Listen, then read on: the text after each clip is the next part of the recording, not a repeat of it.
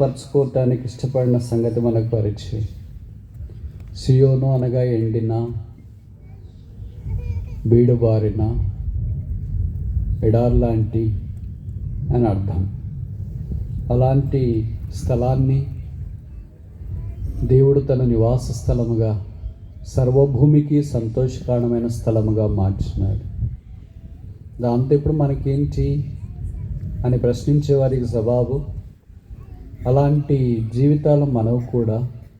మనం అలాగే ఎండిపోయి, డస్సిపోయి, సోలిపోయి, కృంగిపోయి, జీవితంలో బరవెక్కిపోయి, ఏం చేయాలో దిక్కుదోచక నిష్ప్రయోజనముగా ఎడారవలే ఉన్నప్పుడు కరుణాసంపన్నుడైన యేసుక్రీస్తు ప్రభు వారి యొక్క శిలువ కార్యమును బట్టి మనము రక్షణ పొంది పాప క్షమాపణ పొందిన వారమై ఇప్పుడు సర్వభూమికి సంతోషకారణమైన విశ్వాసిగా, యేసును అంగీకరించిన కుటుంబముగా, యేసు రక్తం ద్వారా కొనబడిన సంఘంగా ఉండాలని దేవుని యొక్క దయాపూర్వకమైన సంకల్పం. అలాంటి దాని కొరకు ఆయన మనల్ని పిలుస్తున్నాడు. కనుక ప్రస్తుత సియోను యేసు ప్రభు యందు విశ్వాసం ఉంచిన వ్యక్తి, ప్రస్తుత సియోను యేసు ప్రభు యందు విశ్వాసం ఉంచిన కుటుంబం, ప్రస్తుత సియోను యేసు ప్రభునందు విశ్వాసం ఉంచిన పరిశుద్ధుల సహవాసం. ఈ విషయాలు మనం గుర్తుపెట్టుకొని కొన్ని సంగతులు 132వ కీర్తనను ఆధారం చేసుకొని నేర్చుకోవటానికి ప్రయత్నం చేస్తాం. ఉదయకాలాన ద బిగినింగ్ ఆఫ్ జయోన్, సియోన్ యొక్క ఆరంభాన్ని గురించి కొన్ని సంగతులు వాక్యంను ఆధారం చేసుకొని పరిగెరుకోవటానికి ప్రయత్నించున్నాం. ఈ రాత్రి ద బౌంటిఫుల్నెస్ ఆఫ్ జయోన్, సియోన్ యొక్క సమృద్ధి, దాని గురించి ఒక 5 విషయాలు 132వ కీర్తనలో మనం పరిగెరుకోవటానికి ప్రయత్నం చేస్తాం. 132వ కీర్తన 14వ వచనం, Psalm 132 verse 14. 132వ కీర్తన 14వ వచనం,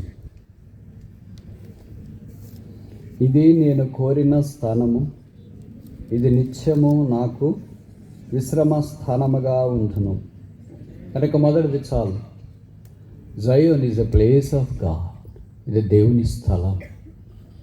దీనికే రకరకాల పేర్లు ఈ కీర్తనలో ఇవ్వబడ్డాయి.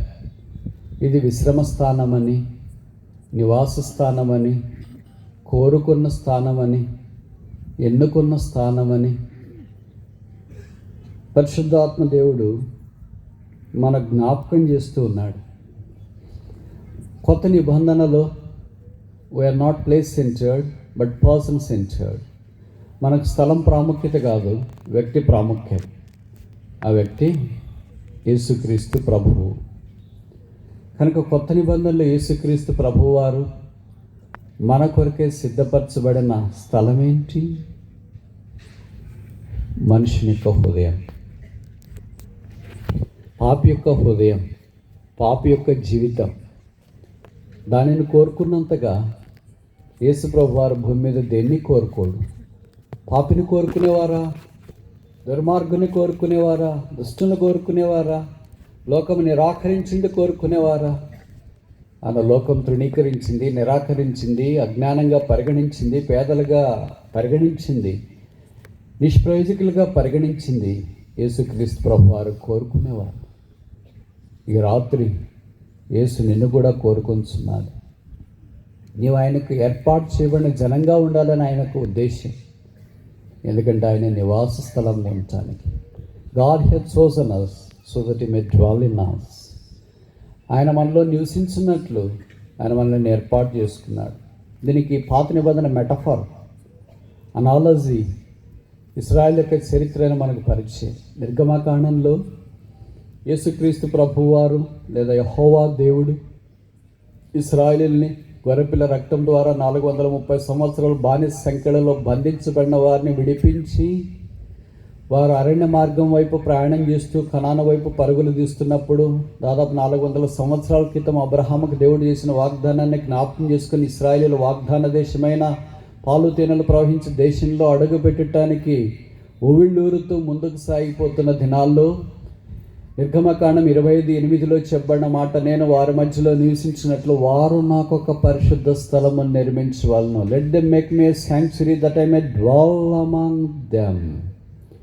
ఇశ్రాయేలుని యేసుక్రీస్తు ప్రభువారు లేదా యెహోవా దేవుడు చెల్లో నుండి బయటికి తీసుకుని వచ్చిన ఉద్దేశం ఏంటంటే వారి మధ్యలో నివాసం చేయాలని దేవుని యొక్క తలంపు. అందుకనే పరలోకంలో నివసించే దేవుడు భూమి మీద మనుషుల మధ్యలో నివసించడానికి ఇష్టపడ్డాడు.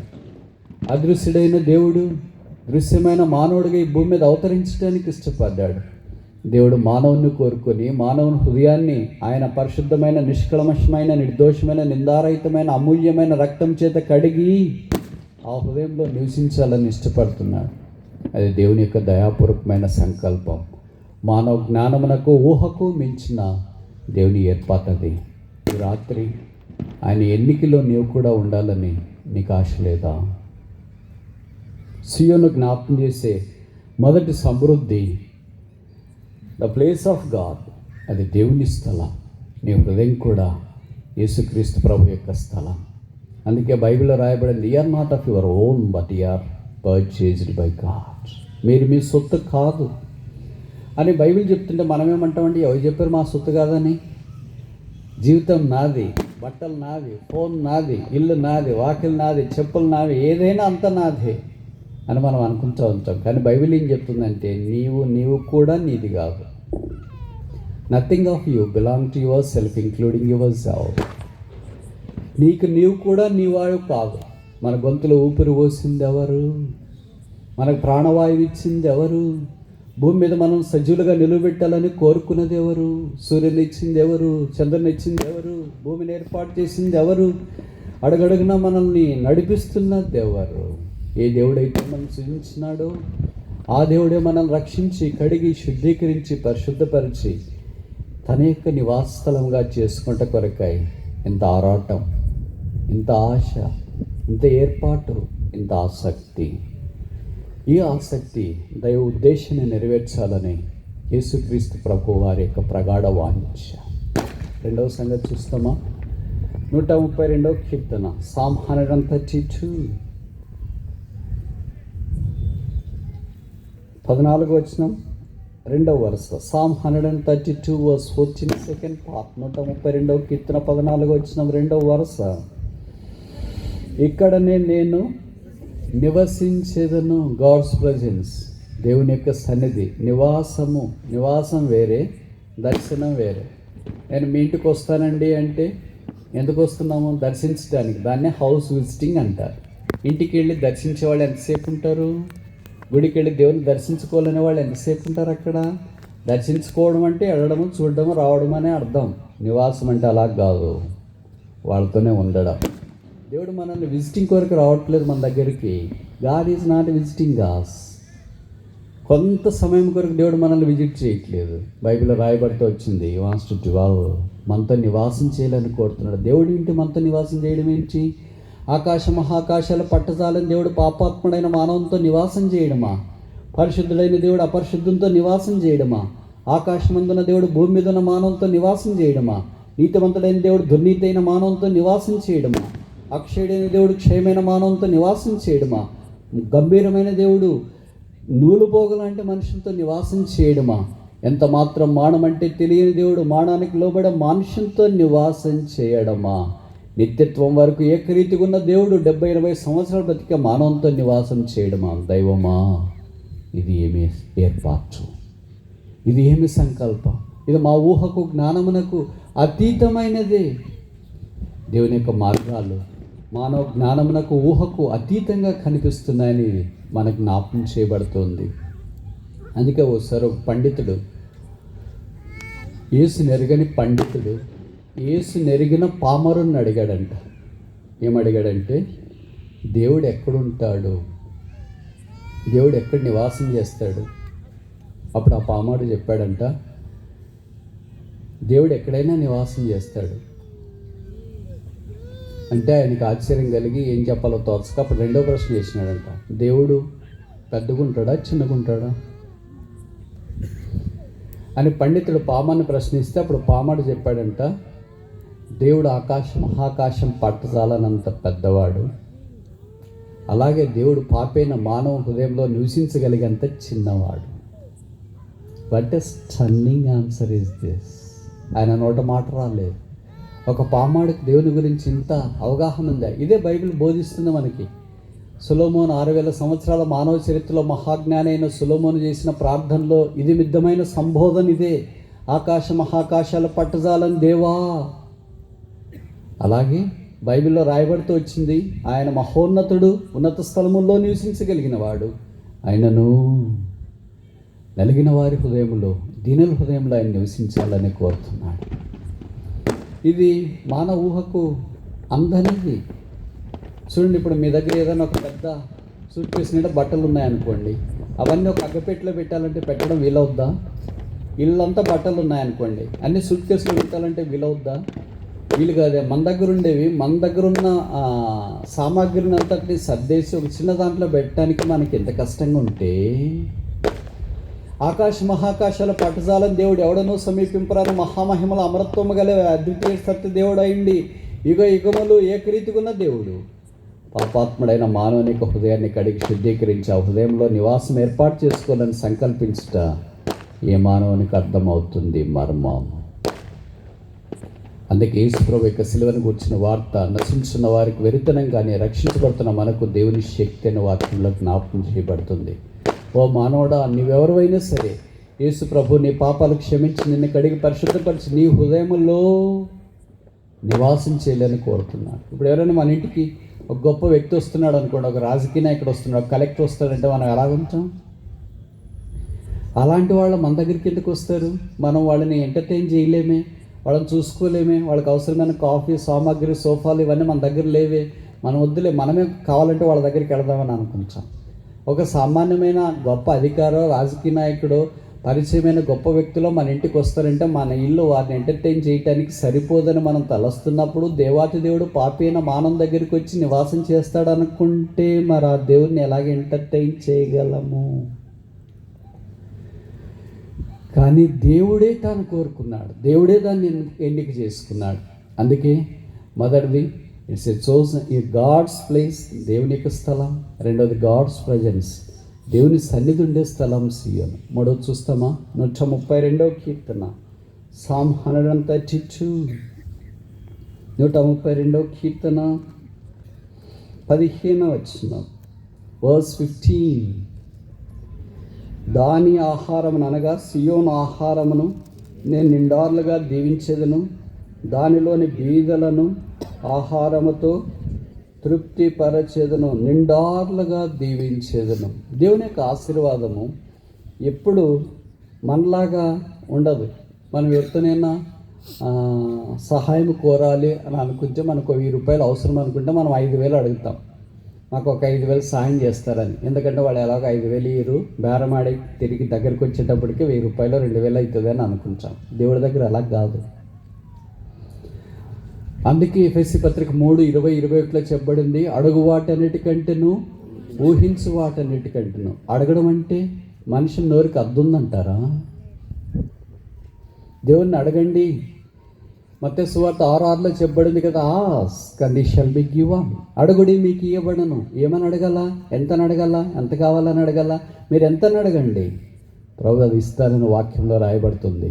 ఆయన చిత్తానుసారంగా మనం ఏది అడిగినా, యోహాను 14:14 మాట చెప్పబడుతుంది, you have asked me nothing, మీరు నన్ను ఏమీ అడగలేదు, మీ సంతోషం పరిపూర్ణమగినట్లు నన్ను అడుగుడి. అంటే ఇప్పటిదాకా మనం అడిగింది ఏమీ అడగలేదా? చాలా పొందినాం కదా, రక్షణ పొందినాం, పాపక్షమాపణ పొందినాం, బాప్తిసం పొందినాం, వాగ్దానాలు ఇమ్మని అడిగినాం, తర్వాత ఉద్యోగం ఇమ్మని అడిగినాం, పెళ్ళి, పిల్లలు, ఇల్లు, వాకిలి, కారు అన్నీ అడిగినామే. కానీ బైబిల్ ఏం చెప్తుందంటే, యు హావ్ ఆస్క్డ్ నథింగ్, ఇంతవరకు మీరు నన్ను ఏమీ అడగలేదు. నిజమా? అడగలేదు. ఇన్ని అడిగాం కదా, మరి తప్ప ఇది? అలాగని కాదు, అడగవలసిన వాడితో పోల్చుకుంటే అడిగినవి చాలా తక్కువ. సరే బ్రదర్ ఏదో బాగా చెప్తున్నట్లున్నాడు, ఇప్పటి నుండి ఇంకా అడగదామని అనుకోదాన్ని ప్రయత్నం చేయొద్దండి. అంటే దైవికమైన సంగతులు, నిత్యత్వం కొరకైన సంగతులు, సదాకాలం ఉండే సంగతులు, ఏర్పాటు చేయబడే సంగతులు, గొప్ప సంగతులు దేవుడు మన యొద్ద నుండి జరిగించాలని లేదా అడగాలని కోరుతున్నాడు. అందుకే ఇశ్రాయేలీలు 40 సంవత్సరాల అరణ్యంలో వారు సంచారం చేసినారు. 40 సంవత్సరాల్లో ఏ దినాన వారికి రోగం కానీ, అనారోగ్యం కానీ, కీడు కానీ, నష్టం కానీ, ఒక ఇన్ఫెక్షన్కి కూడా రాలేదు, ఎండ దెబ్బ కూడా రాలేదు. సాధారణంగా మామూలుగా మనం పొలాలకు వెళ్తే ఏదో నీళ్ళు తాగేసినాం, ఎండ దెబ్బ వచ్చింది, వర్షానికి తడిసేసినాం, తర్వాత జ్వరం వచ్చింది, చలి పట్టింది, ఇలాగ రకరకాలుగా చెప్తూ ఉంటాం. హాస్పిటల్కి పోకుండా ఉండేవాళ్ళు పాతకాలం వాళ్ళు తప్ప మిగతా వాళ్ళందరూ ఉంటారంటారా? నేను ఈ మాట అంటే ఒక దగ్గర అన్నారు, అసలు పుట్టిందే హాస్పిటల్లో బ్రదర్ అన్న. పోవడం తప్పని కాదు దీని ఉద్దేశము. అంటే అనారోగ్యంతో ఉంటేనే కదా హాస్పిటల్కి వెళ్తాము. ఆరోగ్యంతో ఉంటే ఎందుకు పోతాం? సరదానా డబ్బులు ఖర్చు పెట్టుకోవడం? ఎవరికి సరదా ఉండదు కదా. మన 40 సంవత్సరాల ఇశ్రాయేలీయుల అరణ్య ప్రయాణంలో 6 లక్షల కాలబలం ఏనాడు హాస్పిటల్కి పోలేదు. వారికి డాక్టర్లు అవసరం కాలేదు, మెడికల్ షాప్ పొరపాటును కూడా కాలేదు. ఇప్పుడు మన ఇంట్లో భార్య, భర్త, 2 పిల్లలు ఉంటే ఒక చిన్న మెడికల్ షాప్ మాదిరి ఉంటుంది. ఫస్ట్ ఎయిడ్ అంతా దాంట్లో పెట్టుకుంటారు. అట్లా పెట్టుకోవడం మంచిదని, చెడ్డదని నేను చెప్పట్లేదు, మంచిదే, అవసరమే. కానీ దాని ఉద్దేశం ఏంటంటే we are more prone to the medicine. మనకి అనారోగ్యం ఎక్కువ వస్తుంది. ఎందుకు అనారోగ్యం ఎక్కువ వస్తుందంటే పాపం ఎక్కువైంది. పాపము అనారోగ్యం are directly proportional to one another. B Tech చదివే వాళ్ళకి ఇది బాగా అర్థమవుతుంది అందరికంటే క్లియర్గా. Sin and sickness are directly proportional to one another. ఎలాగ చెప్తారు బ్రదర్ అంటే చెప్పేది ఏముందంటే రోజు చూస్తూనే ఉన్నాం కదా, ఇంక అంతకంటే చెప్పేది ఏమన్నా ఉందా? లోకంలో అన్నిటికంటే ఎక్కువ విస్తరించేది పాపము, పాపం తర్వాత ఎక్కువ విస్తరించేది హాస్పిటల్స్. మనం చాలా సంతోషపడుతున్నాం, మా ఊర్లో సూపర్ స్పెషాలిటీ హాస్పిటల్ వచ్చింది. మీరు ఒకసారి పోవాల్సి వస్తుందేమో చూడండి. అక్కడ హాస్పిటల్ లేని రాజ్యము పరలోక రాజ్యము, సదాకాలం ఉండే రాజ్యము, అది రోగము లేని రాజ్యం. ఎందుకంటే పాపము లేదు. Where there is no sin there is no sickness. ఆదికాండం 1వ అధ్యాయం 2వ అధ్యాయంలో పాపము లేదు, అందుకని అక్కడ రోగము లేదు. ఆదికాండం 3వ అధ్యాయం నుండి పాపం ఆరంభించబడింది. క్రమేణా రోగాలు పెరుగుతూ వచ్చినాయి. ఇప్పుడు తల్లి గర్భంలో ఉన్న పిల్లలకే ఈ రోగాలు, అనారోగ్యాలు దాపరిస్తున్నాయి. చాలా విషాదకరమైన సంగతి. మెట్టుకు విషయం ఏంటంటే దేవుడు దాన్ని నిండార్లుగా దీవిస్తానన్నాడు. దానికి ఉదాహరణ ఇశ్రాయేల్ యొక్క 40 సంవత్సరాల అరణ్య ప్రయాణాన్ని మనకు జ్ఞాపకం చేస్తూ వచ్చినాడు. 40 సంవత్సరాల ప్రయాణంలో ఏ రోజు వారు పస్తలేరు, ఏ రోజు వారు ఆలస్యంగా భోంచేయలేదు, ఏ రోజు వారు నీళ్ళు లేకుండా ఉండలేదు. బైబిల్లో రాయబడింది, దేవుడు వారికి సమయానికి అవసరమైన నీళ్లు, భోజనము, పానం ఇచ్చిన. బండ వారిని వెంబడించిందంట. ఆ బండ క్రీస్తే. కొరింథీయులకు రాసిన 3వ పత్రిక 14లో మనం చూస్తాం, దట్ రాక్ ఈజ్ క్రైస్ట్. ఆ రాయైన యేసు ఈ దినాన మన కొరకై కలువరి కొండ మీద వధించబడ్డానికి ఇష్టపడి మన పాపములన్నింటినీ క్షమించి కడిగి పరిశుద్ధపరిచి హిమము కంటే తెల్లగా కడిగి మనల్ని ఆయన వలె చేయాలని దేవుని యొక్క దయాపూర్వకమైన సంకల్పం. దేవుని యొక్క దీవెన నిండార్లుగా ఉంటుంది. మనం అడిగిన దానికంటే, ఊహించిన దానికంటే, అసలు మనకు తెలియదు ఇట్లన్నా ఇలాగ జరుగుతుందా. మలాకి 3:10 అదే చెప్పబడింది, మీరు దశమ భాగం లేదా నా మందిర ఆవరణంలోనికి తీసుకుని రండి మీ భాగము, అప్పుడు ఆకాశపు వాకిండ్లను విప్పి పట్టజాలనంత. అసలు ఆకాశం విప్పితే ఎవరైనా పట్టుకుంటారా? ఒకవేళ పట్టుకోవాలని ట్రై చేసినా దొరుకుతుందా? That is the immense unlimited power of God. దేవుని యొక్క అసమానమైన, అద్వితీయమైన అన్లిమిటెడ్ శక్తి. ప్రతిదానికి లిమిట్ ఉంటుంది కదా, దేవుడి దగ్గర నో లిమిట్స్, అన్లిమిటెడ్. అలాగా దేవుడు మనం దీవించాలని కోరుతున్నాడు. అదే మనకు సీయోను జ్ఞాపకం చేసే 3వ విషయం. 4వది చూస్తామా? 132వ కీర్తన, Psalm 132 verse 16, 132:16. దాని యాజకులకు రక్షణ